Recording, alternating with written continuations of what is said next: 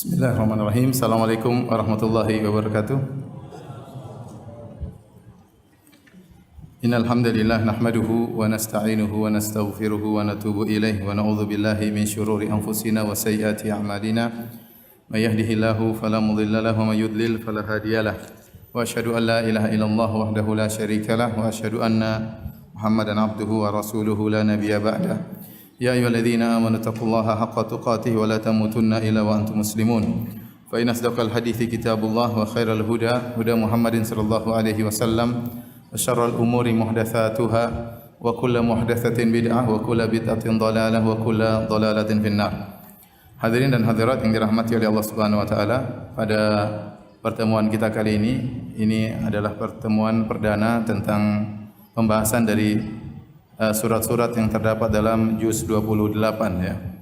Dan sesungguhnya penting bagi kita untuk mempelajari kandungan dari Al-Qur'an, tafsir dari Al-Qur'an agar kita bisa mengamalkannya. Kata Fudail bin Iyad rahimahullahu taala, "Innama unzilal Qur'anu liyu'mala bih fattakhadhan nasu qira'atahu amala."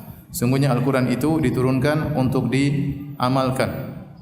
Tetapi orang-orang menjadikan bacaannya sebagai amalannya. Artinya beliau mengingatkan banyak orang yang membatasi hanya sekedar mempelajari tajwid dan tahsin. Itu baik, tetapi itu bukan tujuan, itu hanya tahapan. Tahapan untuk bisa membaca dengan baik, kemudian mempelajari tafsirnya agar bisa mengamalkannya. Oleh karena tidak mungkin kita bisa mengamalkan Al-Qur'an dengan baik kecuali kita mempelajari kandungannya ya, mempelajari maknanya ya. Oleh karenanya Al-Imam Ibnu Qayyim rahimahullahu taala pernah berkata, qira'atu ayatin bitadabburin wa tafahumin wa ta'aqqulin khairun min khatmah. Kata Al-Imam Ibnu Qayyim dalam perkataannya, membaca satu ayat saja dalam Al-Qur'an tetapi dengan tadabbur, dengan memahaminya, dengan berusaha mengambil kandungannya, itu lebih baik daripada khatam Quran tapi tidak memahami maknanya. Oleh karenanya seharusnya setiap ayat yang kita baca, kalau kita pahami maknanya, akan menambah iman kita kepada Allah Subhanahu wa taala, akan menambah takwa kita, akan menambah rasa takut khasyah kita kepada Allah Subhanahu wa taala. Maka dalam rangka agar kita bisa mengamalkan Al-Qur'an dengan baik, maka kita berusaha untuk mempelajari kandungan dari ayat-ayat Al-Qur'an. Dan saya sengaja memilih juz 28 karena juz amma sudah saya selesai dan juz 29 tinggal 3 surat. Maka saya masuk juz 28. Semoga Allah mudahkan bisa saya selesaikan juga tafsir dari juz 28. Kita tidak urut. Yang pertama akan kita bahas adalah surat At-Talaq. Surat At-Talaq ya. Surat At-Talaq dinamakan juga oleh sebagian ulama dengan surat An-Nisa Al-Qusra, yaitu surat An-Nisa yang pendek, untuk membedakan dengan surat An-Nisa At-Tula. Surat An-Nisa yang masyhur yaitu surat yang keempat setelah Al-Fatihah, kemudian Al-Baqarah, Ali Imran, kemudian surat An-Nisa yang sangat panjang, yang di mana Allah Subhanahu wa taala membicarakan hukum-hukum di antaranya berkaitan dengan para wanita. Maka kemudian Allah turunkan juga surat At-Talaq, yang surat ini khusus berbicara tentang masalah perceraian dan dinamakan dengan surat An-Nisa Al-Qusra, yaitu surat Nisa yang pendek. Ya, karena pembahasannya penting untuk para wanita dan juga para lelaki, tetapi lebih berkaitan dengan hak-hak para wanita. Yang ini menunjukkan bagaimana perhatian Islam terhadap para wanita ya. Oleh karenanya dalam Al-Qur'an sampai ada 2 surat namanya surat wanita. Tidak ada surat lelaki ya. Surat wanita yang panjang, surat wanita yang pendek, dan surat At-Talaq. Surat At-Talaq ya. Topik pembahasannya paling utama adalah masalah perceraian. Ini masalah sangat penting. Sampai-sampai kalau kita baca nanti dalam surat ini, Allah memberikan penekanan yang luar biasa terhadap masalah ini. Bagaimana kalau orang melanggar aturan-aturan Allah dalam masalah cerai? Ya, karena ini berkaitan dengan hak-hak wanita dan juga hak anak-anak. Bagaimana kita dapati betapa banyak wanita diceraikan kemudian terbengkalai, terbuang, dan anak-anaknya juga tidak diperhatikan. Sementara sebagian lagi hanya mencari kesenangan, tidak perhatian terhadap wanita-wanita sehingga dicerai dengan sembarangan, dan juga anak-anak dibiarkan begitu saja. Maka turunlah ayat ini kalau kita dalam bahasa kita untuk mengagungkan permasalahan ini. Masalah cerai bukan masalah biasa, tapi dia masalah besar di sisi Allah Subhanahu wa taala. Oleh karena datang penekanan-penekanan muakkidat, penekanan-penekanan tentang perkara tolak, cerai yang mungkin tidak kita dapati dalam pembahasan haji, pembahasan salat mungkin. Kenapa? Karena dia berkaitan dengan hak-hak. Karena dalam perceraian itu ada pertikaian, masalah harta, masalah hukuk, masalah perdebatan, masalah kebencian, dendam dan yang lainnya. Maka diturunkan surat At-Talaq secara khusus untuk bisa membahas ini dengan bahasan yang baik, gamblang bagi umat Islam, bagi hamba-hamba Allah Subhanahu wa taala. Dan surat ini adalah surat Madaniyah. Yang dimaksud dengan surat Madaniyah atau ayat Madaniyah yaitu surat dan ayat yang turun setelah Nabi berhijrah. Berbeda dengan surat Makkiyah atau ayat Makkiyah. Adapun surat Makkiyah atau ayat Makkiyah yaitu surat dan ayat yang turun sebelum Nabi berhijrah. Ya, jadi dinamakan secara tempat, tetapi yang menjadi pembeda adalah waktu. Ya, namanya Madaniyah bukan berarti turun di Madinah, tetapi surat yang turun setelah Nabi berhijrah. Contoh ada ayat turun di Mekah tapi namanya Madaniyah. Seperti firman Allah, "Al-yauma akmaltu lakum dinakum wa atmamtu 'alaikum ni'mati wa raditu lakumul Islam madina." Ini di antara ayat yang terakhir turun. Hari ini aku telah sempurnakan bagi kalian agama kalian dan aku sempurnakan nikmatku bagi kalian dan aku ridha Islam menjadi agama bagi kalian. Ayat ini turun di kota Mekah di padang Arafah tatkala Nabi sedang wukuf.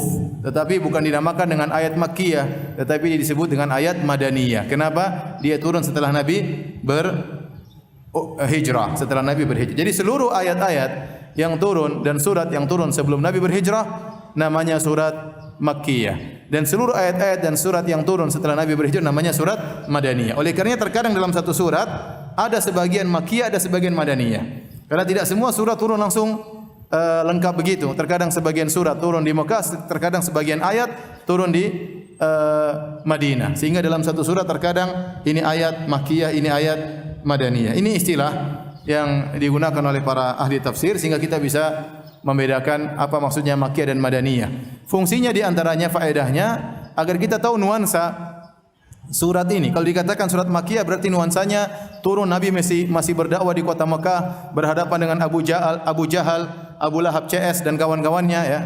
Tapi setelah kita sebut surat ini surat Madaniyah, nuansanya berbeda. Ini berarti di negara Islam, di kota Madinah ada permasalahan-permasalahan yang berkaitan dengan umat Islam, hukum-hukum Islam turun. Ini fungsinya untuk mengetahui Makkiyah dan Madaniyah. Baik. Kita lanjutkan surat At-Talaq ya. Artinya adalah perceraian. Pembahasan talak adalah pembahasan yang sangat penting bagi kita yang berumah tangga. Banyak kaum muslimin berdasarkan pertanyaan yang masuk dan kasus-kasus yang kita hadapi sebagai para dai ya. Kita sadar bahwasanya ternyata banyak orang-orang tidak paham tentang masalah cerai. Mereka menikah dan mereka jahil tentang masalah perceraian. Hendaknya seorang tatkala menikah dia paham juga tentang masalah perceraian, baik sang suami maupun sang wanita. Sehingga dia tahu hukum-hukum yang berkaitan dengan masalah cerai. Agar berhati-hati. Sang laki tahu kapan dia boleh menjatuhkan cerai, kapan tidak boleh menjatuhkan cerai. Dan sang wanita tahu apa konsekuensi kalau dia ditalak 1, ditalak 2, ditalak 3. Dia harus ngerti. Sehingga ahkamu talak atau fikih talak ini harusnya dipahami oleh setiap orang yang menikah. Nah, sebagian orang baru menikah langsung bahas fikih poligami. Masalah cerai belum paham, sudah langsung bahas masalah fikih poligami ya. Loncat ya. Pelan-pelan ente fikih nikah paham, fikih cerai paham, ente belajar masalah ahkamun nikah, ahkamu zawaj ya. Tetapi masalah ini yang urgen, yang hendaknya diketahui oleh setiap orang karena masalah kasus perceraian sangat mungkin terjadi. Apalagi di zaman sekarang ya. Zaman sekarang godaan begitu banyak, permasalahan begitu banyak, medsos ya, WhatsApp yang liar ya, chattingan yang liar ya, sembunyi-sembunyi dan macam-macamnya. Sehingga timbulnya talak itu rawan. Maka seorang suami atau istri hendaknya belajar tentang masalah fikih at-talaq. Dan itu Allah saking pentingnya masalah ini sampai Allah turunkan dalam sebuah surat. Bukan cuma sekedar hadis Nabi sallallahu alaihi wasallam. Ini menunjukkan perkara ini perkara yang penting yang butuh perhatian. Sampai turun surat khusus namanya surat at-talaq. Allah Subhanahu wa taala membuka surat ini dengan firman-Nya, "Ya ayuhan nabi, idza talaqtumun nisaa fatalliquhunna li'iddatihinna wa ahsul iddah." Artinya, wahai nabi, jika kalian menceraikan para wanita, maka ceraikanlah mereka berdasarkan iddah mereka, wa ahsul iddah, dan hitunglah iddah. Iddahnya dihitung. Adapun sebab nuzul surat ini, ya, maka ada beberapa riwayat, ya. Seperti di antaranya ada yang mengatakan sebab nuzulnya karena Nabi sallallahu alaihi wasallam menceraikan Hafsah radhiyallahu taala anha. Waktu Nabi menceraikan Hafsah, kemudian Nabi ditegur oleh Allah Subhanahu wa taala melalui Jibril alaihi salam. Kemudian Jibril mengatakan, "Raji'ha, wahai Rasulullah, kembalilah kepada Hafsah." Ada permasalahan apa? Tidak dijelaskan. Tetapi Nabi pernah menceraikan Hafsah dalam satu hadis yang diperselisihkan, ada yang mendhaifkan, ada yang menghasankan. Kemudian dikatakan kepada Nabi, "Fa innaha qawwamah sawwamah wa innaha zaujatuka fid dunya wal akhirah." Wahai Rasulullah, rujuklah, kembalilah kepada Hafsah. Sungguhnya dia adalah seorang wanita yang siang hari sering berpuasa sunnah dan di malam hari sering salat malam. Dia wanita salehah. Ya, dan sungguhnya dia adalah istrimu di dunia dan di akhirat. Akhirnya Nabi rujuk kepada Hafsah. Adapun sebabnya kenapa, wallahu alam bisawab, tidak dijelaskan. Ada yang mengatakan ini sebabnya turunnya surat At-Talaq. Ada yang mengatakan sebab turunnya At-Talaq adalah perbuatan Ibnu Umar radhiyallahu taala anhuma yang beliau menceraikan istrinya tatkala sedang haid. Maka Nabi menegur karena menceraikan istri waktu haid adalah kesalahan. Ya, murha falyuraji'ha. Murhu falyuraji'ha. Kata Nabi sallallahu alaihi wasallam, perintahkan Ibnu Umar untuk rujuk kepada istrinya karena dia cara mencerainya salah. Wallahu alam bisawab. Intinya turun surat At-Talaq, entah apa sebabnya. Ada para ahli tafsir juga menyebutkan sebab-sebab yang lain, tapi sebagian riwayatnya bermasalah. Allah Subhanahu wa taala berfirman, "Ya ayuhan nabi, wahai nabi, idza talaqtumun nisa." Kalau kita terjemahkan secara letterlek bahasa, wahai nabi, jika kalian. Allah tidak mengatakan wahai nabi jika engkau menceraikan. Tapi Allah mengatakan ya ayuhan nabi idza talaqtumun nisa. Wahai nabi, jika kau menceraikan istri-istri, jika kalian menceraikan istri-istri kalian. Dari kata ganti orang kedua tunggal menjadi kata ganti orang kedua jamak, plural, ya, jamak. Kata para ulama ini dalil bahwasanya hukum asal apa yang ditujukan kepada Nabi sallallahu alaihi wasallam maka berlaku bagi umatnya. Ini hukum asal. Karena Nabi sallallahu alaihi wasallam adalah uswah, ya. Laqad kana lakum fi Rasulillahi uswatun hasanah. Sungguh pada Nabi adalah contoh teladan yang baik bagi kalian. Maka hukum asal seluruh yang dilakukan Nabi adalah berlaku bagi kita. Hukum asal seluruh yang diperintah kepada Nabi berlaku juga bagi kita. Kecuali ada dalil yang menunjukkan kekhususan Nabi sallallahu alaihi wasallam, dan banyak khususiat Nabi sallallahu alaihi wasallam. Banyak perkara-perkara yang ini khusus buat Nabi sallallahu alaihi wasallam. Ya, jadi saya ulangi, hukum asal apa yang dikerjakan Nabi, apa yang diperintahkan oleh Nabi maka berlaku kepada umatnya karena Nabi diutus asalnya untuk sebagai uswah, sebagai teladan. Di antara dalil yang menunjukkan akan hal ini, Allah dalam ayat ini Allah mengatakan, ya ayuhan nabi, wahai nabi, idza talaqtumun nisa, jika kalian menceraikan istri-istri. Pertama Allah mengatakan wahai nabi, satu orang, kemudian selanjutnya Allah mengatakan jika kalian, wahai kaum mukminin, wahai kaum mukminin. Berarti apa yang berlaku bagi nabi berlaku juga bagi kaum mukminin. Ini pendapat lain mengatakan perkara ini asalnya masalah cerai berkaitan dengan kebanyakan kaum muslimin, berkaitan dengan keumuman kaum muslimin. Tetapi dibuka dengan ya ayuhan nabi, tidak mengatakan ya ayyuhalladzina amanu idza talaqtumun nisa. Harusnya kan wahai orang-orang yang beriman, jika kalian menceraikan istri-istri kalian. Harusnya demikian. Tetapi Allah mengatakan ya ayuhan nabi, wahai nabi, jika kalian. Dibuka dengan wahai nabi agar kita tahu bahwasanya perkaranya perkara besar, bukan perkara kecil. Jangan dianggap sepele. Sehingga yang diajak berbicara langsung pertama adalah Rasulullah sallallahu alaihi wasallam. Ini perkara cerai adalah perkara besar, ya. Betapa banyak orang yang bisa mencerai dengan sesuai sunnah dan betapa banyak orang yang mencerai tidak sesuai sunnah, melanggar hududullah, melanggar aturan-aturan Allah Subhanahu wa taala, sehingga Allah tidak memberikan bagi mereka solusi. Sehingga akhirnya hak-hak istri mereka lalaikan, hak-hak anak mereka lalaikan, dan mereka akan repot di akhirat kelak. Maka Allah mengatakan, "Idza talaqtumun nisa." Firman Allah, jika kalian menceraikan istri-istri kalian, fatalliquhunna liiddatihinna. Maka ceraikanlah liiddatihinna, di waktu iddahnya, yaitu ceraikanlah dengan cara talak as-sunni. Tolak yang sunnah. Tolak yang sunnah. Saya akan jelaskan sebentar.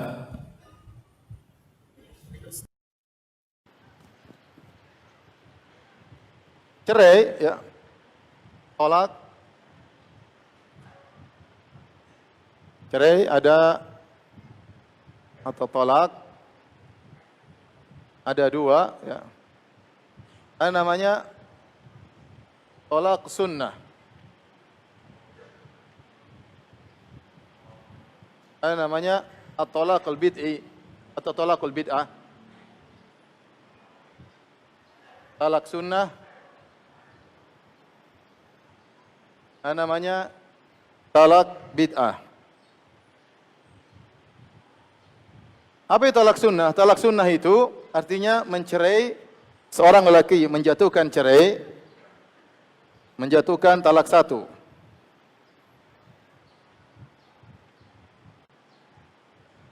Talak satu kapan?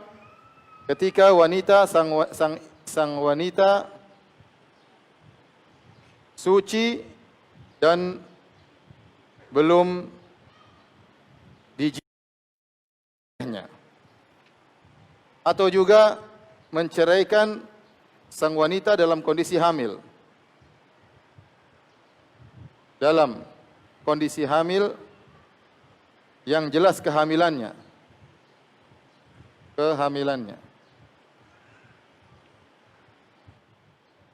Ini namanya tolak sunnah. Seorang kalau hendak menceraikan istrinya, hendaknya dia mengikuti aturan talak sunnah, yaitu dia menjatuhkan talak satu ketika istrinya dalam kondisi suci, belum dia gauli, kemudian dia jatuhkan cerai. Itu namanya talak yang sunnah. Atau istrinya dalam kondisi hamil dan dilihat kehamilannya sangat jelas, dan dia sudah tahu ada anaknya dalam perut istrinya dan dia tetap jatuhkan cerai, maka itu juga tidak mengapa, ya. Baik, adapun talak bid'ah yang menyelisih itu, contohnya langsung talak 3. Contohnya, wanita suci dan sudah dia gauli. Contohnya, sang wanita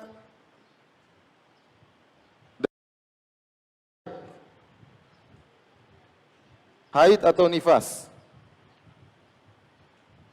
Ini contoh.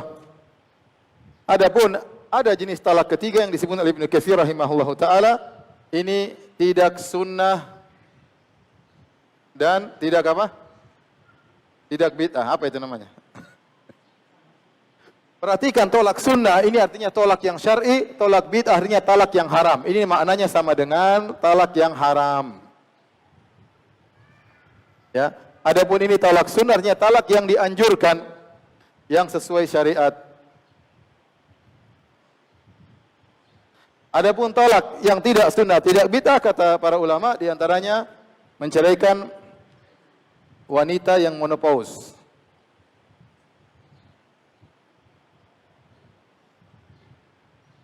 Kemudian misalnya wanita yang belum haid.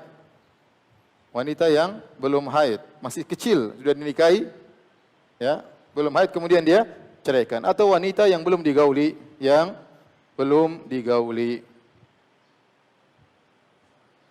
Nah, inilah jika jenis talak yang harus kita lakukan kalau mau menceraikan, maka yang sesuai syariat yang disebut dengan talak sunnah. Talak sunnah. Nah, barang siapa yang melakukan talak dengan talak ini, langsung talak 3, wanita suci sudah dia gauli kemudian dia ceraikan, atau wanita dalam kondisi haid atau nifas, maka dia melakukan talak bid'ah, berarti dia melakukan perkara yang haram. Berarti dia berdosa. Berdosa. Nah, kalau dia melakukan talak dengan talak ini, talak bid'ah, maka ada khilaf di kalangan para ulama. Apakah talaknya jatuh atau tidak? Menurut jumhur ulama bahwasanya talaknya jatuh. Dia melakukan perkara yang haram, tetapi talaknya jatuh. Tetap jatuh talak, paham? Ya, dia menceraikan istrinya dalam kondisi haid. Talaknya bagaimana? Dia dosa karena mencerai istrinya dalam kondisi haid. Tetapi dia talaknya tetap jatuh talak. Ini pendapat 4 mazhab. Adapun pendapat sebagian ulama seperti Syekhul Islam Ibnu Taimiyah rahimahullah taala dan diikuti oleh sebagian muridnya dan dirajihkan oleh Syekh bin Baz rahimahullah taala bahwasanya talak bid'ah tidak jatuh. Kenapa? Karena itu talak yang haram dan Allah tidak menerima talak yang haram. Ya. Talak yang haram. Adapun jumhur ulama talaknya jatuh. Intinya jatuh atau tidak jatuh, maka barang siapa yang mencerai istrinya dalam kondisi demikian, maka dia berdosa.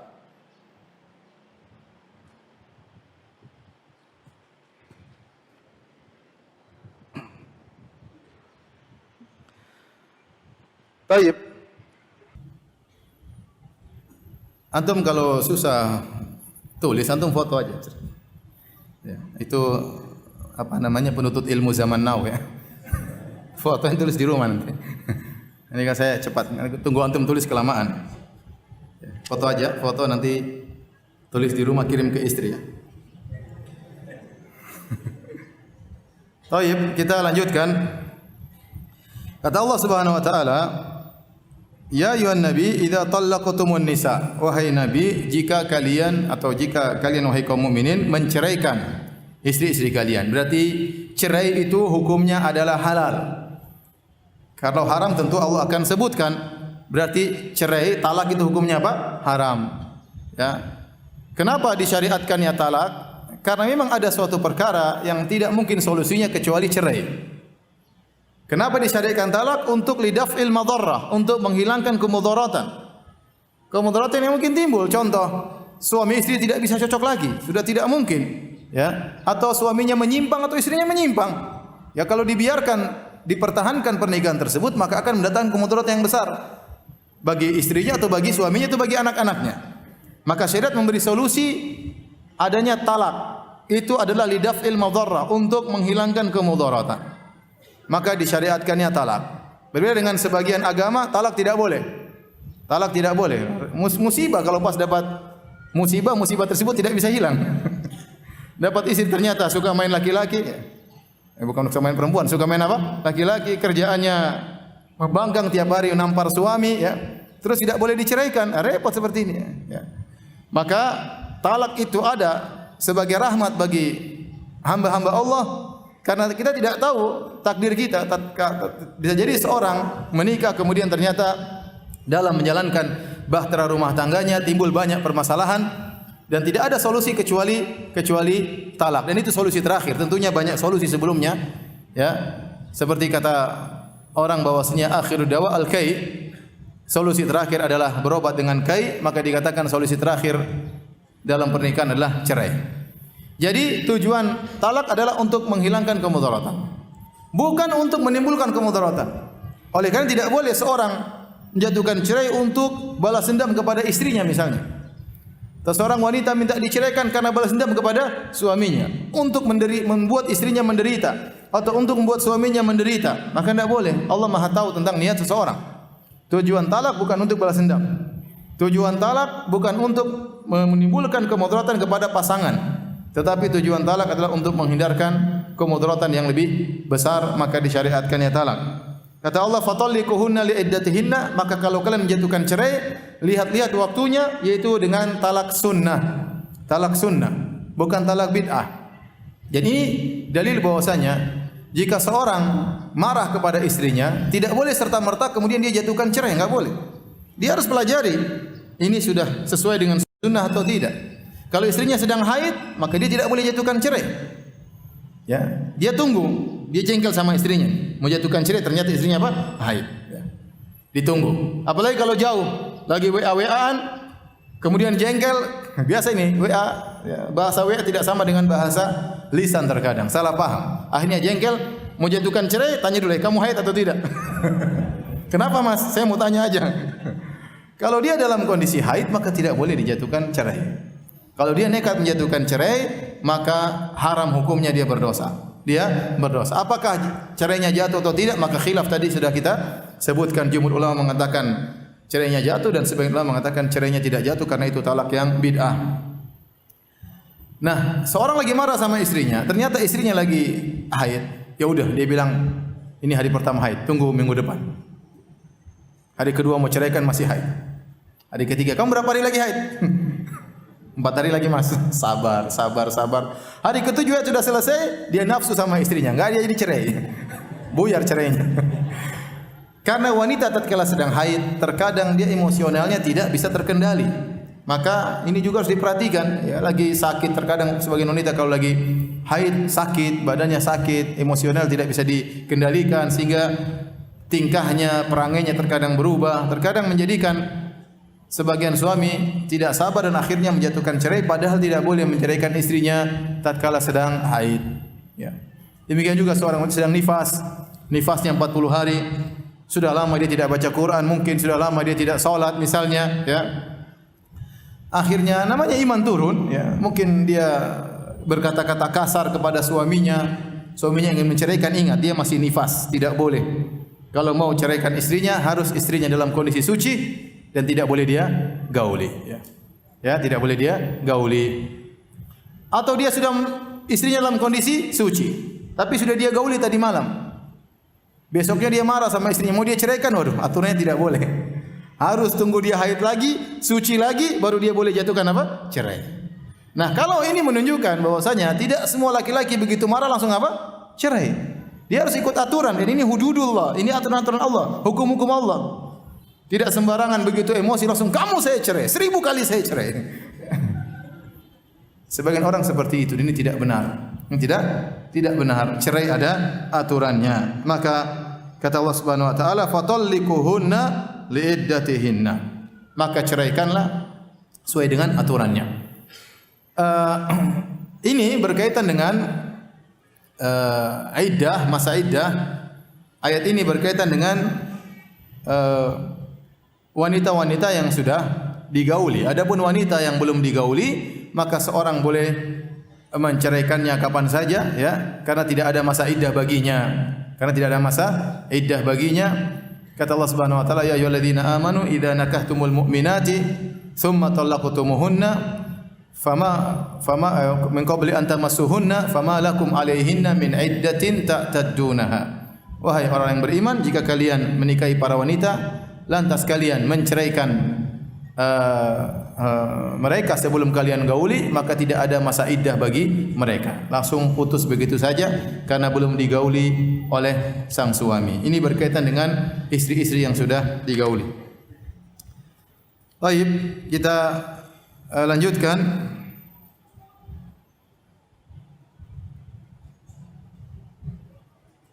Kata Allah Subhanahu wa taala, "Wa ahsul iddah," maka hitunglah iddah. Kalau sudah terjadi perceraian, maka hitunglah iddah. Al-ihsa artinya menghitung dengan detail. Ini berlaku bagi sang laki maupun wanita. Wa ahsul iddah. Sang laki begitu jatuhkan cerai, dia harus tahu iddah istri yang dia ceraikan ini berapa lama. Maka dia harus detail. Dia tahu istrinya baru saja selesai haid atau menjelang haid, sehingga dia tahu kapan masa iddah istrinya ini selesai. Karena di balik iddah itu ada hak-hak harus dia tunaikan. Wanita kalau diceraikan dengan talak raj'i, talak 1 atau talak 2, maka statusnya masih istri dan berlaku nafkah. Sang suami harus menafkahi sang istri sampai masa iddahnya selesai.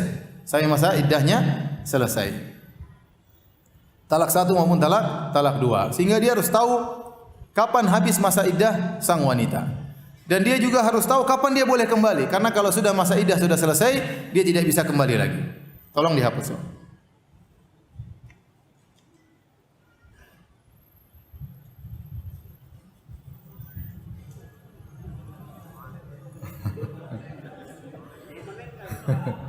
Spidolnya terlalu canggih ya. Nggak bisa permanen berarti. Nggak bisa dipakai berarti. Udah, spidolnya gagal. Ya udahlah. Baru pertemuan pertama sudah gagal. Qadarullah ya, qadarullah. Taib, antum berusaha untuk menyimak dengan baik ya. Jadi talak ada 2, ada namanya talak bain, ada namanya talak raj'i. Talak raj'i itu talak seorang masih bisa kembali kepada istrinya selama di masa iddah. Talak ba'in itu tidak bisa lagi kembali kepada istrinya. Ada dua. Jadi talak raj'i itu talak satu maupun talak dua. Talak ba'in seorang menjatuhkan talak yang ketiga. Menjatuhkan talak yang ketiga. Bedanya di mana? Orang yang menjatuhkan cerai kepada istrinya talak satu maupun talak dua, maka istrinya itu masih status sebagai istri. Masih status sebagai istri. Selama masa iddahnya masih berlaku. Seandainya dia meninggal dunia, sang suami meninggal dunia, maka sang istri masih mendapat warisan karena sang suami meninggal di masa iddah. Sang suami meninggal di masa iddah. Jadi statusnya masih istri. Hanya tidak boleh digauli. Karena statusnya dia mutallaqah, dia dicerai. Tidak boleh sang lelaki menggauli istri yang dia ceraikan di masa iddah, tidak boleh. Kalau dia ingin menggaulinya maka dia harus rujuk. Maka dia harus rujuk kepada sang istri. Ini namanya talak satu maupun talak dua. Talak raj'i itu talak yang bisa kembali. Istrinya masih status sebagai istrinya dan masih tinggal di rumahnya, sang suami wajib memberi tempat tinggal bagi sang istri, sang suami wajib memberi nafkah kepada sang istri sampai habis masa iddahnya. Dan suami berhak untuk kembali kepada istrinya tanpa persetujuan siapapun. Dia ingin kembali, segera kembali. Tinggal datangkan dua saksi, saya kembali kepada anti, selesai. Ya, selama di masa iddah. Kalau masa iddahnya selesai, misalnya masa iddahnya 3 kali haid, dia ceraikan istrinya. Haid pertama, ya, wal mutalaqatu yatarabbasna bi anfusihinna thalathata quru. Kata Allah, wanita-wanita yang dicerai menunggu masa iddah mereka selama 3 quru. Ada khilaf, quru ini haid atau tuhur. Kita ambil pendapat quru adalah haid. Maka dia menunggu 3 kali haid. Misalnya sang lelaki menceraikan istrinya di masa dia suci, sang wanita suci. Kemudian datang haid. Maka haid pertama, kemudian dia suci lagi. Kemudian haid keberapa? Kedua, masih masa iddah. Kemudian dia suci lagi. Kemudian haid yang ketiga, nah ini penghujung masa iddah. Begitu haid yang ketiga selesai, masa iddahnya selesai. Masa iddahnya selesai. Ya. Maka kalau dia ingin rujuk kepada istrinya di masa iddah tersebut, dia boleh rujuk. Itu hak dia. Tetapi kalau masa iddahnya sudah selesai, ternyata sudah 3 kali haid, sang wanita sudah mandi bersih, kemudian suaminya mengatakan, istriku saya kembali. Oh, enggak bisa. Sudah selesai masa penungguan. Maka sang istri berhak untuk cari suami yang lain, atau dia boleh kembali kepada suaminya, tapi harus nikah ulang. Nikah ulang sebagaimana proses awal. Ada mahar, ada saksi, ada wali. Ya. Paham sampai di sini? Kalau nggak ada papan tulis, antum kayak apa namanya, kayak bingung ya. Antum harus paham baik, nanti nggak salah cerai. Ya. Ya, mudah-mudahan antum tidak menceraikan. Tapi kalau terpaksa boleh buat ya. Beda dengan talak ba'in. Talak ba'in menjatuhkan talak 3 kepada istri. Kalau sudah menjatuhkan talak 3 kepada istri, maka pendapat yang rajih, maka tidak perlu menyediakan tempat tinggal bagi sang wanita dan tidak perlu menafkahi bagi sang wanita. Dan dia tidak bisa rujuk lagi kembali kepada istrinya karena dia sudah talak 3. Kecuali istrinya nikah sama laki-laki lain, digauli oleh laki-laki lain tersebut, kemudian cerai, baru dia bisa lamar lagi. Baru dia bisa lamar lagi. Bentar. Ya. Kita tunggu sebentar ya, biar antum enggak bingung.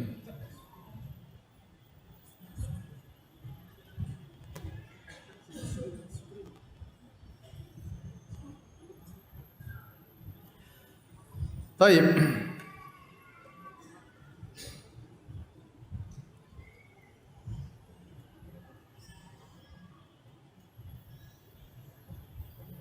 Karena antum harus ngerti 2 model talak ini supaya bisa ngerti tafsir surat At-Talaq ya.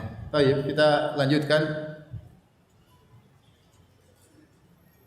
Boleh pakai ini bagus nih. Kenapa?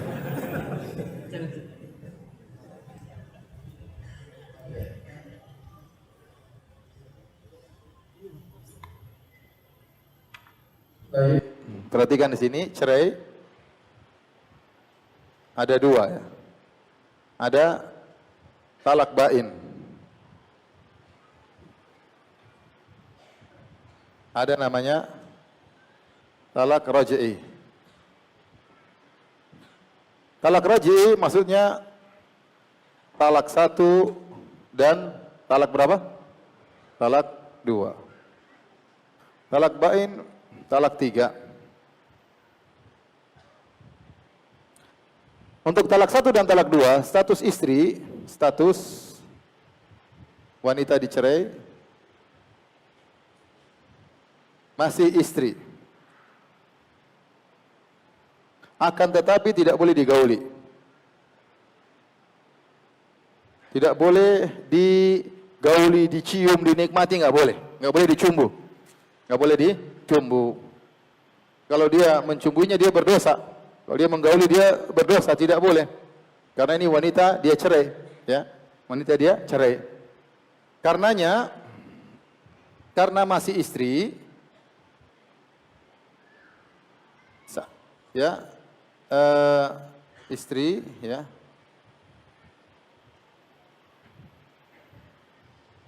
statusnya dicerai masih istri selama, ya, masih istri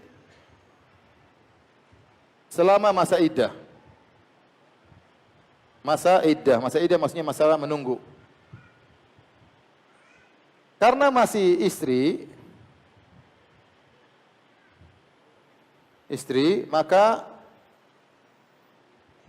wajib dinafkahi. Kemudian wajib wajib tinggal di rumah. Jangan diusir. Ya. Adapun talak 3, status bukan istri lagi. Istri lagi. Kemudian sang suami untuk talak 1 dan 2 berhak kembali, berhak rujuk selama di masa iddah.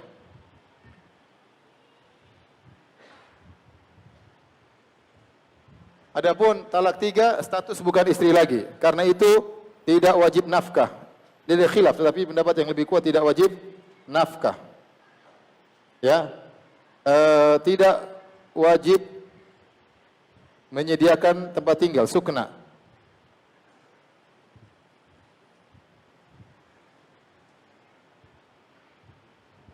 Tinggal, ya. Tidak bisa rujuk. Meski di masa iddah.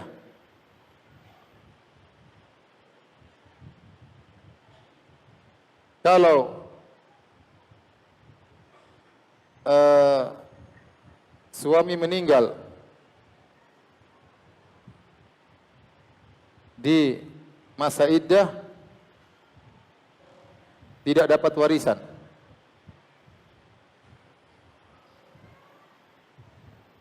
Paham ya? Ini bedanya talak 3 dan talak 1, talak 2. Nah, kalau masa iddah sudah habis untuk talak 1 dan talak 2, 3 bulan atau 3 kali haid sudah lewat, maka sang lelaki tidak bisa lagi kembali kepada sang istri. Tidak berhak untuk rujuk. Maka sang istri boleh memilih suami yang lain, lelaki yang lain. Kalaupun dia ingin kembali kepada suaminya, maka harus proses nikah yang baru. Proses nikah yang baru. Adapun talak 3, kalau sudah jatuh talak 3, ingin kembali kepada istrinya, maka istrinya harus kawin lagi dengan orang lain, kemudian digauli oleh orang tersebut, kemudian dicerai, baru bisa balik lagi. Paham?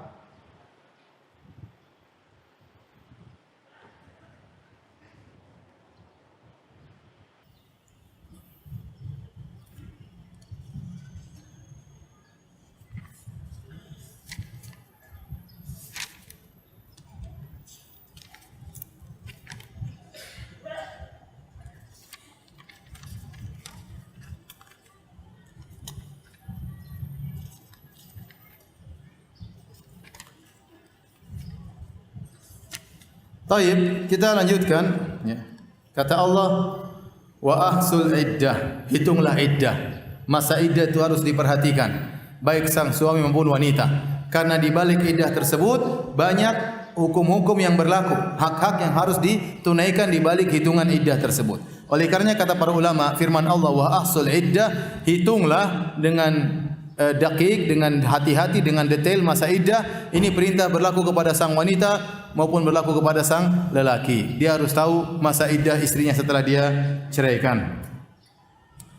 Taib. Kemudian kata Allah, wattaqullaha rabbakum. Bertakwalah kalian kepada Rabb kalian. Jadi untuk menjalankan perintah tadi kalian harus bertakwa. Seorang kalau menceraikan harus sesuai dengan talak sunnah, tidak boleh talak bid'ah. Kalau kau bertakwa, ceraikanlah istrimu dengan cara kondisi talak sunnah, bukan talak bid'ah. Dan bertakwalah kalian dalam segala urusan, terutama dalam masalah cerai. Makanya Allah langsung setelah memerintahkan wa asul iddah wattaqullaha rabbakum. Ini butuh takwa. Menjatuhkan cerai butuh ketakwaan. Kalau antum menjatuhkan cerai sesuai sunnah, antum dapat ibadah, dapat pahala. Karena ini bentuk dari ketakwaan. Namun kebanyakan orang menjatuhkan cerai tidak sesuai dengan sunnah. Tidak sesuai dengan sunnah. Sehingga mereka tidak dapat pahala di balik cerai tersebut. Ini menunjukkan kalau seorang menjatuhkan cerai, mikir dulu, pertimbangkan terlebih dahulu, harus sesuai dengan sunnah. Ya, setelah dia menceraikan, dia harus menghitung iddah. Wattaqullaha rabbakum, bertakwalah kepada Rabb kalian. Artinya, aturan yang Allah berikan ini berkaitan dengan rububiyah Allah. Rububiyah Allah itu Allah mentarbiah kalian. Ini berkaitan dengan kebaikan kalian. Allah yang bikin aturan, lebih tahu tentang kemaslahatan kalian. Maka bertakwalah kepada Rabb kalian yang menurunkan aturan ini demi kemaslahatan dan kebaikan kalian. Kemudian kata Allah, la tukhrijuhunna min buyutihinna. Jadi ini butuh, masalah talak ini butuh ketakwaan. Ya, karena kalau tidak takwa akan banyak pertikaian, banyak hak-hak tidak ditunaikan. Dan ini problem di dunia maupun di akhirat. Kata Allah, la tukhrijuhunna min buyutihinna. Kalau kalian sudah menceraikan istri-istri kalian, maka jangan usir mereka dari rumah-rumah mereka. Sampai-sampai Allah Subhanahu wa taala menamakan rumah-rumah suami mereka, yang punya rumah kan suami. Tetapi Allah mengatakan kalau kau ceraikan istrimu, jangan keluarkan dia dari rumahnya, bukan rumahmu. Allah mengatakan jangan kau keluarkan dia dari rumahnya, bukan rumahmu. Seakan-akan rumah tersebut milik sang istri, padahal bukan. Ini sebagai penekanan bahwasanya sang istri harus tetap di rumah, jangan keluar. Dia statusnya masih istri. Oleh karena dalam bahasa Arab, sang istri disebut dengan Rabbatul Bait, pemilik rumah. Laki-laki disebut Rabbul Bait, artinya dia punya hak untuk tinggal di rumah tersebut. Ya, dia punya hak untuk tinggal di rumah tersebut meskipun rumah itu milik suaminya. Sehingga Allah mengatakan la tukhrijuhunna min buyutihinna. Janganlah kalian mengeluarkan istri-istri kalian dari rumah-rumah kalian. Tidak boleh seorang mengatakan kepada istrinya, pulang sana ke rumah bapakmu. Pergi sana, saya antarin ke rumah bapakmu. Kamu saya ceraikan. Ya. Kalau enggak ada rumah bapakmu, pulang ke mbahmu. Terkadang wanita, ya Allah, saya sudah tidak punya bapak, tidak punya ibu, ya pulang kemana? Diusir ke keluarganya. Ini tidak boleh. Selama masa iddah, sang wanita harus tetap di rumahnya, enggak boleh. Wala yakhrujna, dan tidak boleh sang wanita juga keluar dari rumah tersebut. Tidak boleh sang wanita keluar dari rumah tersebut. Jadi peringatan, sang wanita kalau dicerai, tidak boleh dia kabur dari rumah, enggak boleh. Haram hukumnya. Kalau dia keluar dari rumah, dia zalim, dia berdosa. Dia zalim. Berdosa kepada Allah, melanggar perintah Allah, dan dia zalim kepada suaminya. Suaminya punya hak dia tetap di rumah karena dia adalah istri. Istri di antara hak suami adalah istri tetap di rumah, tidak boleh keluar rumah. Makanya kalau seorang wanita dicerai, dia tidak boleh diusir oleh suaminya dan dia tidak boleh kabur dari rumahnya. Ini musibah yang terjadi banyak. Betapa banyak kaum muslimin, kaum muslimat tidak menjalankan aturan Allah Subhanahu wa taala. Jangankan dicerai, belum dicerai kabur dari rumah. Ya tidak? Betapa banyak wanita kalau lagi ribut sama suaminya, dia kabur dari rumah, kemudian HP-nya dimatikan. Bingung suaminya cari kemana sana ke sini, mana istri saya hilang entah kemana. Terkadang sang wanita ngancam, banyak kasus dilaporkan kepada saya. Sang wanita ngancam, ya pokoknya saya mau kabur dari rumah, ambil koper, kemudian lipat baju, masukkan dalam koper. Tapi enggak selesai apa? Nyusun bajunya. Dia mau kabur ragu-ragu. Enggak boleh. Orang lagi bertengkar di rumah, tidak boleh sang istri kabur dari rumah. Jangankan lagi bertengkar, sudah dicerai tidak boleh kabur.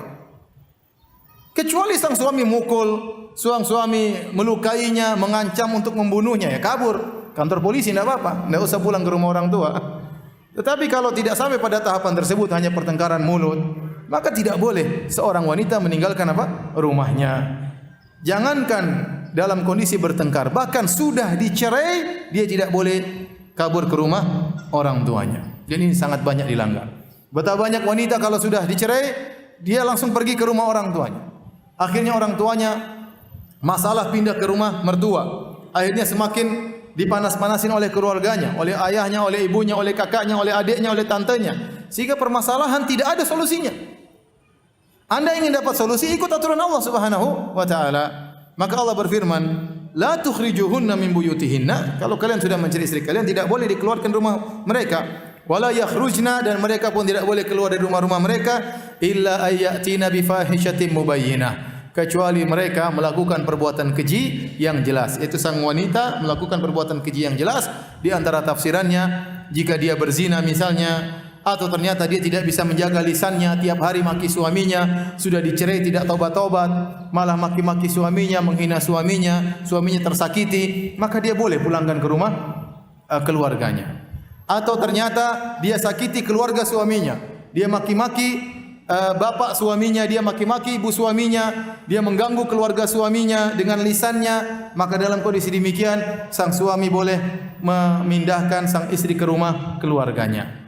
Tapi selama tidak terjadi demikian, tidak ada fahisyah, tidak ada perbuatan zina, tidak ada kata-kata yang keji, maka sang suami tidak boleh mengusir sang istri dan sang istri tidak boleh keluar dari rumahnya.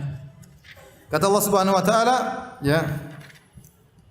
Selanjutnya, wa tilka hududullah. Inilah hukum-hukum Allah. Inilah batasan-batasan Allah. Ini bukan perkara sepele, ini perkara penting sampai Allah namakan aturan yang kita sebutkan dari awal tadi. Kalau mau cerai harus lihat kondisi, ya harus bertakwa kepada Allah, harus hitung masa iddah, tidak boleh ngeluarin istri dari rumah, istri tidak boleh kabur dari rumah. Tilka hududullah. Inilah aturan-aturan Allah. Wa may yata'adda hududallahi faqad dzalama nafsah. Barang siapa yang melanggar aturan-aturan Allah, sungguh dia telah menzalimi dirinya sendiri. Ini aturan Allah.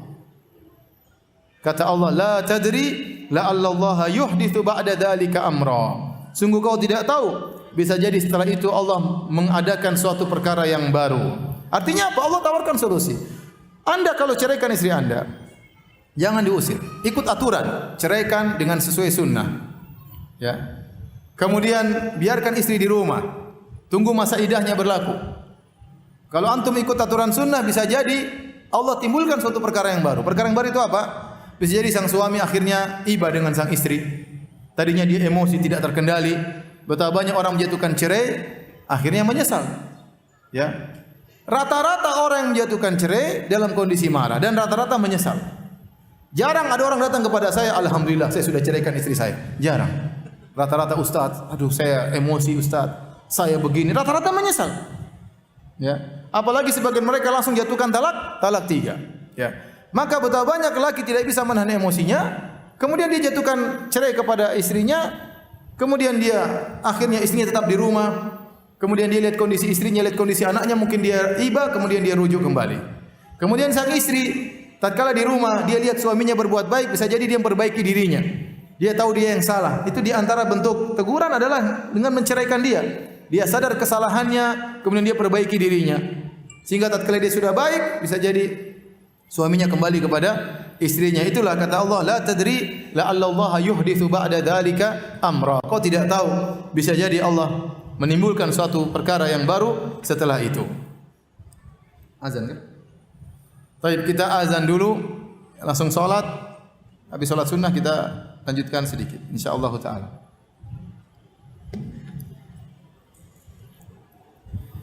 Bismillahirrahmanirrahim. Alhamdulillah, salatu wassalamu ala Rasulillah wa ala alihi wa sahbihi wa mawalah. Kita lanjutkan bahasan kita dari surat At-Talaq. Kita lanjutkan ayat berikutnya. Kata Allah Subhanahu wa taala, "Fa idza balaghna ajalahunna." Jika mereka para wanita ya telah sampai pada waktunya, yaitu telah menjelang habis masa iddahnya, ya. Misalnya wanita yang haid, ya, masa iddah nanti insyaallah kita jelaskan pada pertemuan berikutnya. Tetapi misalnya ada seorang wanita yang haid, maka atau wanita yang maksudnya sudah balik, ketika dicerai, yatarabbasna bi anfusihinna thalathata quru', maka dia menunggu selama 3 kali haid. Selama 3 kali haid. Ya. Fa idza balagna ajalahunna, kalau sudah mau habis masa haidnya, dia misalnya dicerai lagi suci. Berarti dia menunggu 3 kali haid. Haid pertama lewat, kemudian suci lagi. Haid kedua lewat, masih masa iddah, kemudian suci lagi. Haid ketiga, begitu hari ke-8 misalnya atau hari ke-7 haidnya darahnya berhenti, berarti selesai masa iddahnya. Nah, ada khilaf di kalangan para ulama tentang hal ini. Ada yang berpendapat, 2 pendapat secara umum. Pendapat pertama mengatakan begitu darah haidnya berhenti dan dia suci, maka sudah selesai masa iddahnya. Pendapat kedua mengatakan, ini pendapat dipilih oleh Syekh Utsaimin rahimahullah, ini banyak dalam riwayat para salaf memilih pendapat kedua, yaitu kalau sudah darah haidnya selesai dan dia belum mandi, berarti belum selesai masa iddahnya. Kapan masa iddahnya berakhir? Kalau dia mandi bersih. Begitu dia mandi bersih berarti masa iddahnya apa? Selesai. Maka jika menjelang seorang wanita masa iddahnya mau habis, hendaknya suami mengerti kondisi tersebut. Ini di antara fungsi kenapa dia harus hitung masa iddah. Dia tahu istri masa iddah istrinya sudah mau habis, ya. Dan istrinya tidak mengapa, kasih tahu kepada istrinya, sayang, darah sudah berhenti, tinggal mandi. Mandi, kalau saya mandi junub berarti masa iddah apa? Selesai.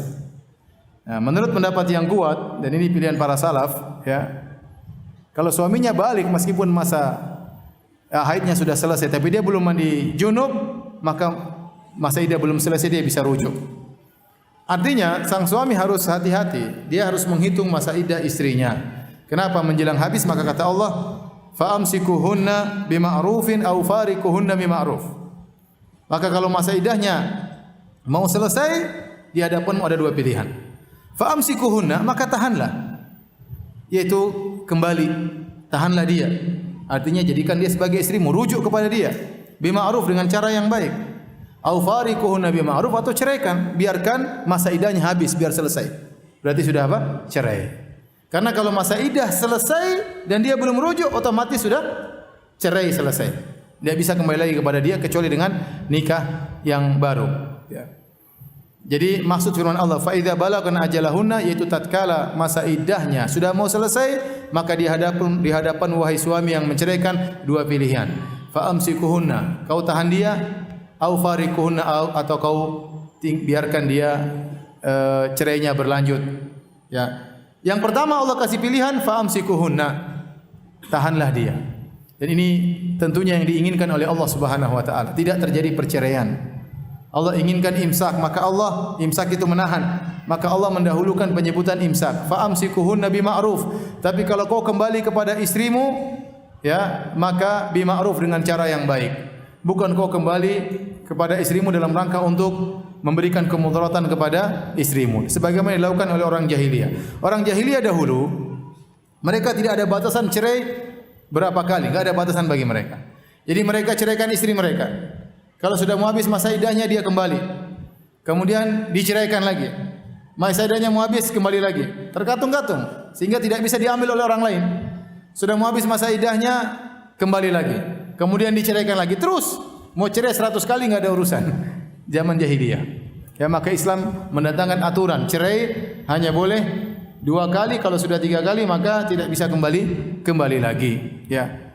Firman Allah, fa'amsikuhunna, berarti ini hukum asal, dia masih imsak, ini menunjukkan dia statusnya masih istri, maka tahanlah istrimu. Seakan-akan Allah berkata, tahanlah istrimu. Ini mendukung bahwasanya wanita yang dicerai talak 1, talak 2 statusnya masih istri. Maka kata Allah, tahanlah dia, status istrimu dipertahankan sebagai apa? Istri. Caranya bagaimana agar status istri dipertahankan? Rujuklah kepada dia dengan cara yang baik. Au farikuhunna bima'ruf. Atau kalau kau memang tidak mau kembali, ya sudah, biarkan masa iddahnya selesai, maka terceraikan secara otomatis, namun dengan cara yang baik. Allah mengajarkan kalau Anda ingin rujuk, cara yang baik. Jangan kau hinakan, kau memang wanita kurang ajar. Cuma karena saya ingat anak-anakmu, makanya saya kembali. Kalau tidak, saya tidak mau sama kamu. Saya enggak ada pilihan lain, harus kembali kepadamu. Ini namanya cara kembali dengan cara yang kasar, ya. Allah tidak ingin ente kembali dengan cara demikian. Cara kembali yang baik, ya sudah, kembali ngobrol dengan dia baik, gimana anak-anak, bagaimana cara kita menghadapi rumah tangga selanjutnya, cara yang baik, lemah lembut, agar kondisi rumah tangga bisa baik kembali. Bukan dengan menghinanya, bukan dengan merendahkannya, baru kemudian kita rujuk kepada kepada sang wanita.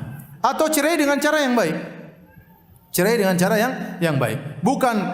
Dan kebanyakan orang bercerai dengan cara tidak baik. Ya tidak. Kebanyakan perceraian terjadi tidak baik. Pertengkaran ada antara sang suami dengan sang istri. Dendam membara antara sang suami dan sang istri. Sampai sudah cerai, istrinya segera kawin dengan laki-laki lain, bikin jengkel suami yang lamanya. Suaminya langsung poligami 3 sekalian, bikin jengkel istri yang lama. Jadi cerai dengan penuh kedendaman, cerai dengan cacian dan makian. Dan ini tidak sesuai dengan sunnah, tidak sesuai dengan syariat Allah, melanggar hududullah, melanggar aturan-aturan Allah Subhanahu wa taala. Makanya yang adalah musibah, kesedihan, penderitaan ya yang berkepanjangan. Kenapa? Karena tidak melalui aturan-aturan Allah Subhanahu wa taala. Dan ini banyak yang terjadi demikian. Cerai dengan meninggalkan permasalahan. Bahkan terkadang bukan permasalahan antara laki dan wanita, antara keluarga laki dan keluarga wanita. Ribut luar biasa ya.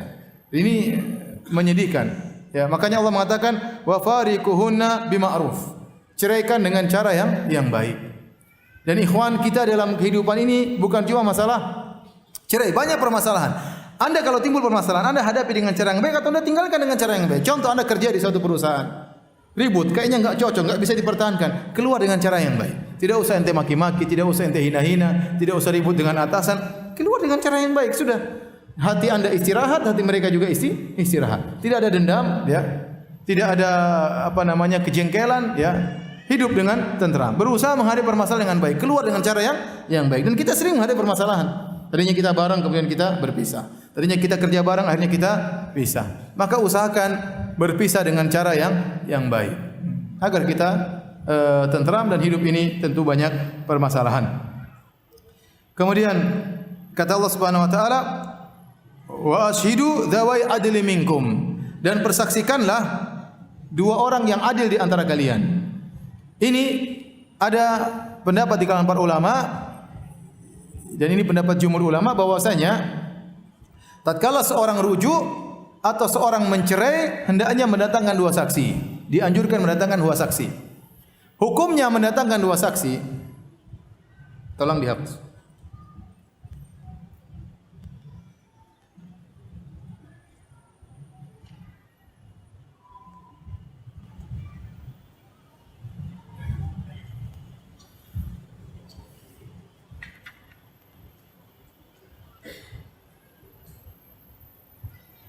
Allah Subhanahu wa taala fa'amsikuhunna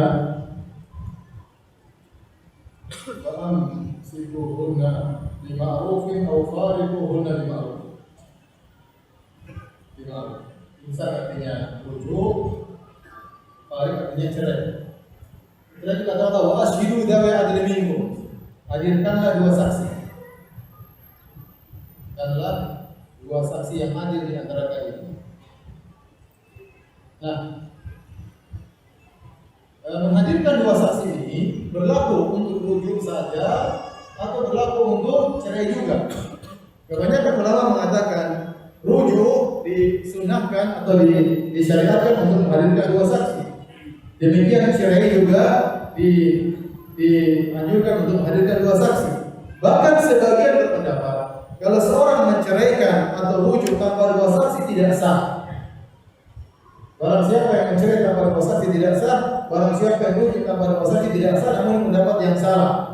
Ya, pendapat yang benar bahwasanya ulama sepakat bahwasanya rujuk atau cerai tanpa saksi sah, hanya saja hukumnya wajib atau sunnah.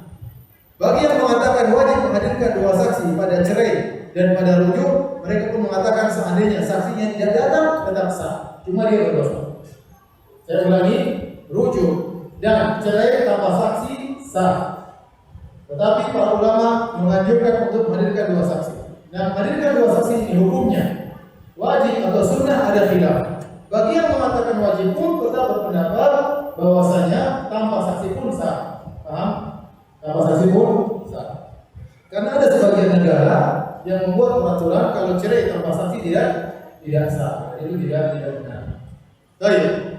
Dianjurkan mendatangkan 2 saksi. Syekhul Islam Ibnu Taimiyah rahimahullah taala punya pendapat, dan ini juga pendapat sebagian salah, bahwasanya menghadirkan 2 saksi itu hanya berlaku pada rujuk. Talak tidak perlu. Kenapa? Karena ayat ini bukan berkaitan dengan talak. Allah mengatakan persaksikanlah dua saksi, talak sudah sebelumnya terjadi. Paham? Ya, Allah mengatakan kita talak untuk menisa, kalau kalian menceraikan istri-istri kalian, maka begini. Kalau sudah habis masa iddahnya, maka rujuk atau biarkan. Bukan bikin talak baru lagi, paham? Tidak ada talak baru. Yang ada dibiarkan masa iddahnya habis. Talak sudah berlaku sebelumnya, paham? Paham ya? Sehingga masalah menghadirkan dua saksi berlaku dengan apa? Masalah rujuk. Dan ini pendapat yang saya kuatkan, pendapat Islam Taimiyah bahwasanya yang dianjurkan untuk menghadirkan dua saksi adalah masalah apa? Rujuk. Masalah rujuk. Masalah cerai suami mau kapan dia bilang cerai yang mungkin sesuai dengan sunnah.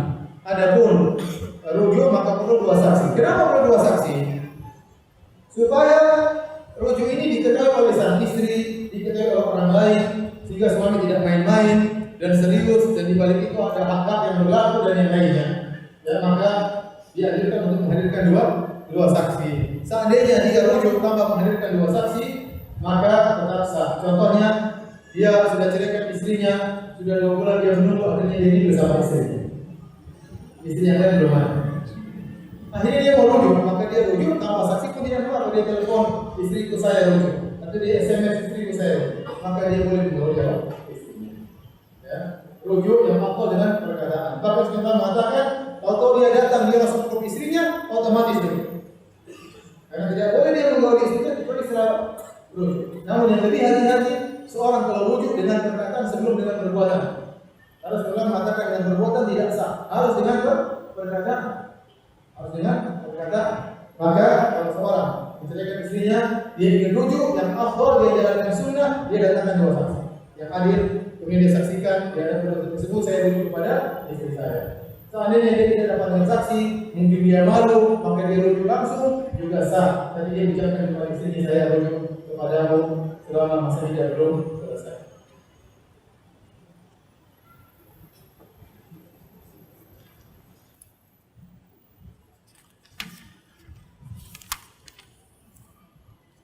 Kata Allah Subhanahu wa taala, "Wa ashidu dzawai adlin minkum wa aqimus syahadata lillah." Maka dirikanlah, tegakkanlah persaksian karena Allah Subhanahu wa taala. Ya, benar-benar menegakkan persaksian karena Allah Subhanahu wa taala. Kata Allah setelah itu, "Dzalikum yu'adzu bihi man kana yu'minu billahi wal yaumil akhir." Inilah kalian diberi peringatan, orang yang beriman kepada Allah dan hari akhirat akan mendapatkan peringatan dari aturan-aturan Allah ini. Artinya yang bisa menjalankan aturan Allah dari awal sampai akhir tadi ini hanya orang yang beriman kepada Allah dan hari akhirat. Kebanyakan orang tidak peduli, cuek, cerai seenaknya, tidak memperhatikan aturan-aturan cerai. Bagaimana dia memperhatikan? Asalnya aturan cerai dia tidak ngerti. Gimana memperhatikan? Tidak pernah belajar fikih cerai. Asal ceraikan, tidak tahu bagaimana dampak dan akibat. Cerai dengan emosi, cerai tatkala cerai bid'ah dan yang lainnya. Kata Allah setelah itu perhatikan, ini terakhir yang kita bahas pada malam hari ini. Kata Allah, "Wa may yattaqillaha yaj'al lahu makhraja." Barang siapa bertakwa kepada Allah, Allah berikan dia solusi. Ayat ini yang sering kita dengar khatib-khatib menyampaikan, ustaz-ustaz menyampaikan, kalau ada masalah selalu mengatakan, "Wa may yattaqillaha yaj'al lahu makhraja." Barang siapa bertakwa kepada Allah, maka Allah akan berikan solusi. Ternyata ayat ini turun tentang cerai. Karena di antara permasalahan yang sangat berat dihadapi oleh seorang suami maupun istri adalah masalah cerai. Berat. Lebih berat daripada mungkin masalah kenegaraan. Negeri dalam kenegaraan dia di rumah tangga berat. Mau cerai istrinya bagaimana? Apa kata tetangga? Apa kata keluarga? Bagaimana dengan anak-anak? Mau dipertahankan kayak begini modelnya?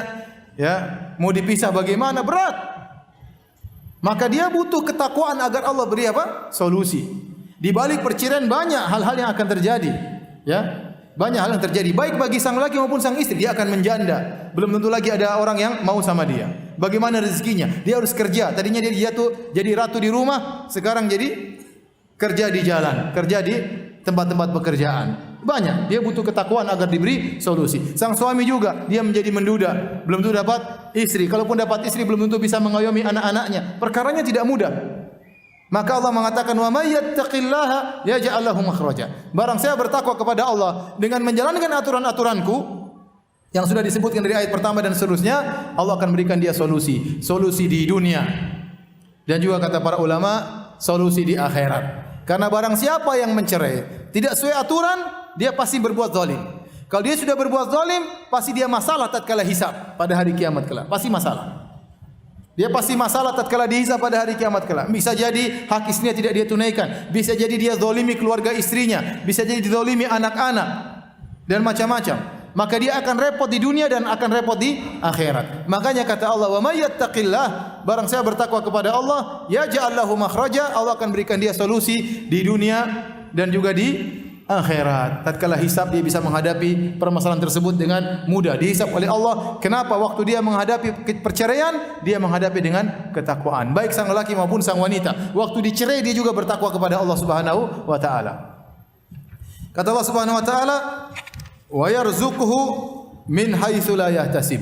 Maka Allah akan berikan dia rezeki dari arah yang tidak dia sangka-sangka.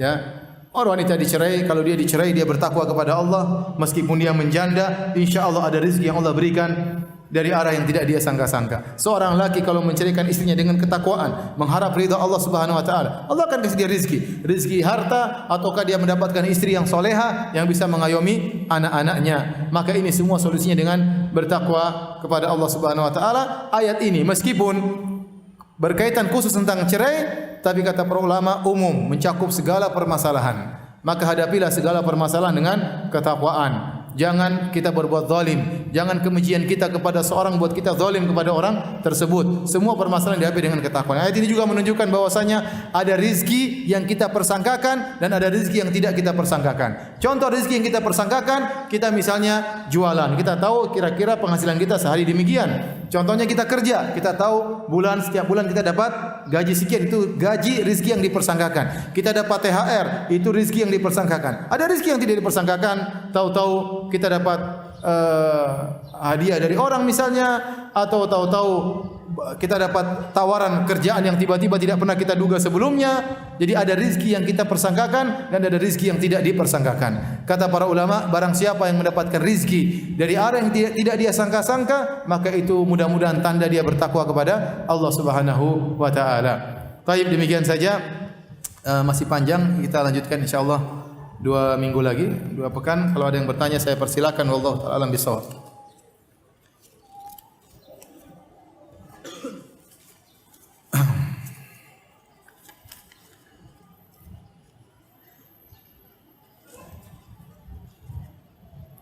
Saat wanita dinazar pria. Bukan pria dinazar wanita ya. Saat wanita dinazar pria. Berapa lama masa berlakunya sampai akad? Karena kemungkinan ada pria lain ingin juga melamarnya. Enggak ada masa idah di sini, masa menunggu enggak ada. Kalau dia serius harusnya dia segera ya. Dia harus segera ya. Adapun tidak ada kejelasan dan tidak ada kecenderungan, kalau tidak ada kepastian, tidak ada kecenderungan, maka boleh laki-laki lain menazarnya. Terkatung-katung maka kita tidak membiarkan wanita tersebut tidak mendapatkan maslahatnya. Ya, sebenarnya tidak ada waktu tertentu, tetapi kalau sudah ada kecenderungan sang lelaki nazar, kemudian ada kecenderungan kecocokan, mulai berkeluarga datang, mulai berbicara kapan pernikahan, maka jangan dia lelaki lain tidak boleh masuk untuk menazarnya. Tapi kalau nazar gitu kemudian hambar, tidak ada kejelasan, tidak ada pembicaraan berikutnya, ya lelaki tersebut tidak serius, ya lelaki lain boleh masuk, ya. Laki lain boleh masuk karena tidak ingin wanita ini sampai terkatung-katung tidak ada kejelasan.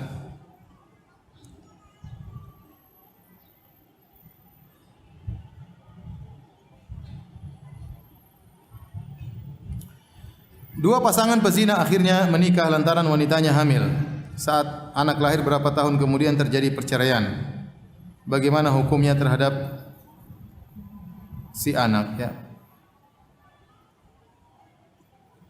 Intinya anak tersebut menurut pendapat yang rajih, anak tersebut sah dinisbahkan kepada ayahnya meskipun dia menikah dalam kondisi hamil, dan ini pendapat mazhab jumhur ulama, ya, di antaranya ulama Syafi'iyah.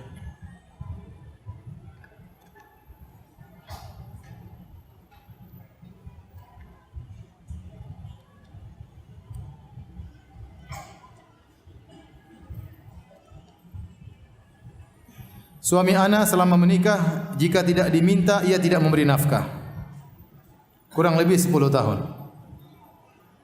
Setelah 14 tahun saya berusaha memotivasi suami agar bekerja. Namun setelah beliau bekerja, dia menikah diam-diam. Tambah sepengetahuan saya. Setelah mereka sah dan telah berhubungan suami baru menyatakan pengakuan telah menikah siri. Sekarang sudah 2 tahun suami tidak pulang ke rumah dengan berbagai alasan. Apakah saya boleh membuat pengaduan ke Pengadilan Negeri Agama untuk gugat cerai Ustaz? Bagaimana hal ini ditinjau dari segi agama? Secara hukum agama boleh, ya. Ini karena setiap lelaki yang tidak memenuhi kewajibannya atau tidak memenuhi hak istri, sang istri boleh meminta khulu atau menggugat kepada pengadilan. Secara hukum agama boleh, ya. Tapi kalau bisa diatasi dengan musyawarah pihak keluarga dengan pihak keluarga itu lebih baik. Tapi seandainya jalan buntu maka boleh dia menggugat ke pengadilan karena suaminya tidak menjalankan tugasnya sebagai seorang suami.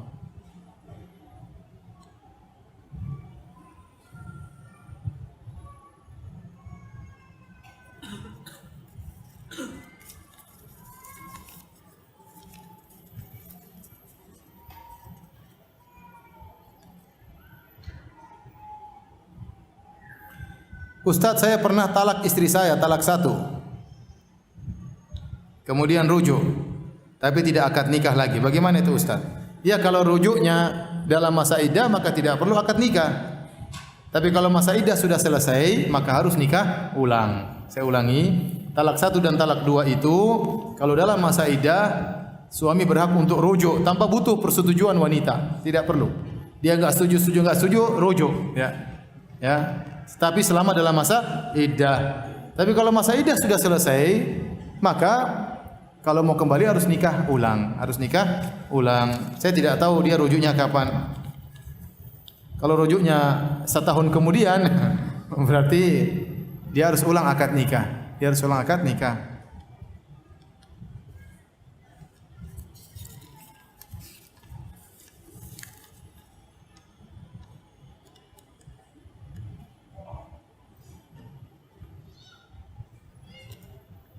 Suami ingin rujuk Ustaz, namun ia rujuk dalam keadaan dipaksa.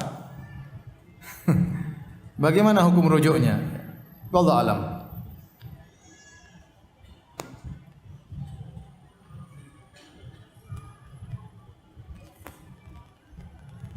Ini curhat semua isinya.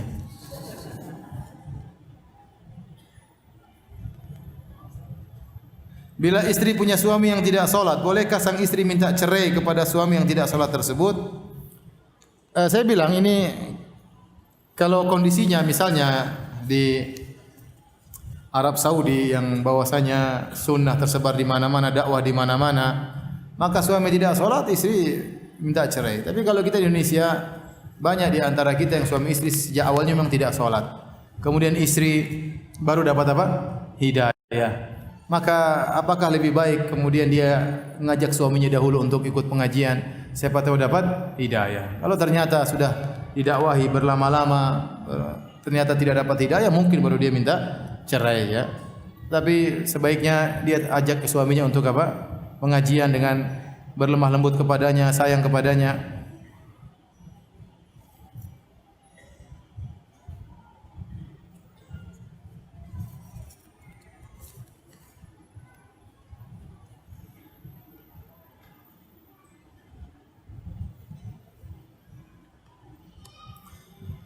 Assalamualaikum Ustaz, sungguhnya Allah tidak malu dari kebenaran. Apa hukum jima di kamar mandi? Boleh. Apakah hukum suami menelan ASI istrinya? Boleh. Bolehkah oral seks dalam Islam? Boleh.